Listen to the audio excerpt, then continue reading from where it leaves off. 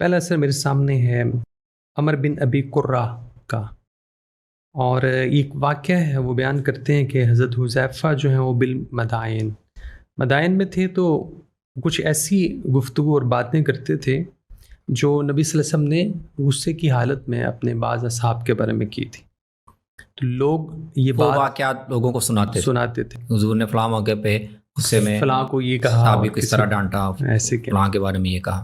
اور یہ لوگوں نے یہ بات سنی تو وہ حضرت سلمان کے پاس آئے اور انہیں وہ ساری بات سنائی. سلمان فارسی رضی اللہ حضرت سلمان فارسی تھے. جی تو وہ آگے سے کہہ دیتے تھے کہ حذیفہ زیادہ بہتر جانتا ہے، لیکن وہ اس پہ کوئی رسپانس اور طرح سے نہیں دینا چاہ رہے جو لوگ چاہ رہے تھے کہ وہ تصدیق کریں. یا تو حضرت حذیفہ کو جب یہ پتہ چلا، لوگوں نے جا کے انہیں بتایا کہ سلمان تو یہ سلمان تو کوئی اس کی، وہ تو کہتے ہیں کہ حذیفہ ہی بہتر جانتا، حذیفہ کو بہتر پتہ ہے.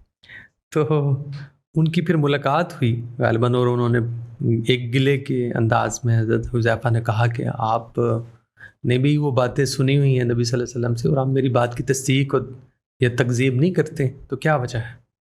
تو وہاں پہ حضرت سلمان نے بڑی اہم گفتگو جو کی ہے، اور ان کا جو ہے چیزوں کو دیکھنے کا رویہ ہمارے سامنے آتا ہے. وہ کہتے ہیں کہ ان رسول اللہ صلی اللہ علیہ وسلم کان یغضب فیقول فی الغضب للناس من اصحابہ ویرضا فیقول فی الرضاء للناس من اصحابہ.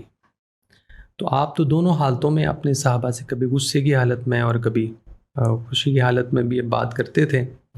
تو کہا کہ اما تنتہی حتی تورث رجالا حب رجال، تم اس بات سے رکو گے نہیں، باز نہیں ہو کہ بعض کے دلوں میں کسی کی محبت پیدا کر دو گے. وَبُغْضَ رِجَالٍ، آگے الفاظ ہیں حَتَّى تُوقِعَ اخْتِلَافًا وَفُرْقًا، یہاں تک کہ تم اختلاف بھی پیدا، لوگوں کے اندر اس طرح ایک تفریق اور اختلاف پیدا کر دو. اور کہا کہ وَلَقَدْ عَلِمْتَ أَنَّ رسول اللہ صلی اللہ علیہ وسلم خطب فقال کہ ایما رجل من امتی سببته سبتا او لعنته لعنتا فی غضبی فانما انا من ولد آدم اغضب کما یغضبون وانما بعثنی رحمتا للعالمین. یہ کہا، اور آخری جملہ بہت اہم تھا، انہوں نے کہا کہ واللہ لتنتہین، یا تو تم باز آ جو رک جاؤ، یہ جو رویہ ہے اس طرح نئی جنریشن میں بہتر نہیں ہوگا. او لأکتبن الی عمر، یا پھر میں یہ تمہاری شکایت حضرت عمر کو لکھ کر بھیجوں گا. سلمان رضی اللہ عنہ. یہ بہت دلچسپ واقعہ ہے، اور حضرت سلمان کا جو اس پر رسپانس ہے، یہ رد عمل ہے، وہ بھی بہت اہم ہے. تو دیکھیں حضرت حذیفہ یہ کر رہے ہیں کہ ظاہر انہوں نے نبی صلی اللہ علیہ وسلم کے ساتھ زندگی گزاری ہے، واقعات ان کے علم میں ہیں. صحیح. تو وہ اب ایک تاریخی معلومات کے طور پر، جیسے ان کو فتن سے بڑی دلچسپی تھی اور معلومات بھی ان کے پاس بہت تھی، تو وہ لوگوں کو نبی صلی اللہ علیہ وسلم سے حضرت حذیفہ نے فتن کے بارے میں جو باتیں سنی ہوئی تھیں وہ آگے لوگوں کو بھی بتاتے تھے تاکہ لوگ خبردار رہیں، لوگ متنبہ رہیں. صحیح. تو اسی طرح وہ نبی صلی اللہ علیہ وسلم نے مختلف موقعوں پر کسی صحابی کی تعریف کی، اس کی تحسین کی، کبھی کسی موقع پہ کسی صحابی کو کسی غلطی پر متنبہ کیا، زجر کیا. تو وہ یہ واقعات بھی یعنی ایک تاریخی معلومات کے طور پر یا اپنی یادداشتوں کے بیان کے طور پر ذکر کرتے تھے. ظاہرہ مقصد یہ نہیں ہوتا تھا کہ وہ ان صحابہ کے بارے میں کوئی تنفیر کریں یا ان کے بارے میں لوگوں کے اندر کوئی منفی رد عمل پیدا کریں. وہ یعنی ایک معلومات کے انداز میں بیان کرتے تھے.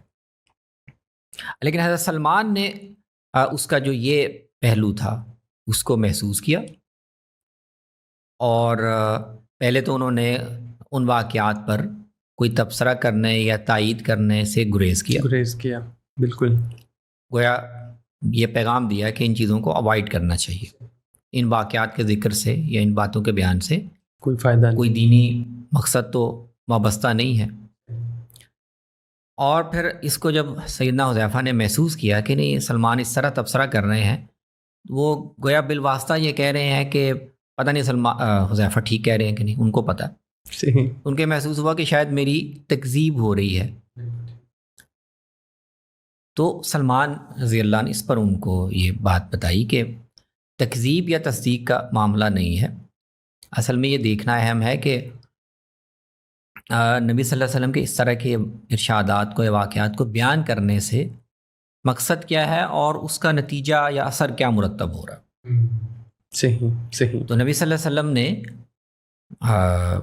صحابہ کو مختلف حالات میں تحسین بھی کی ہے، مختلف حالات میں ناراض ہو کر زجر و توبیخ بھی کی ہے، ڈانٹا بھی ہے.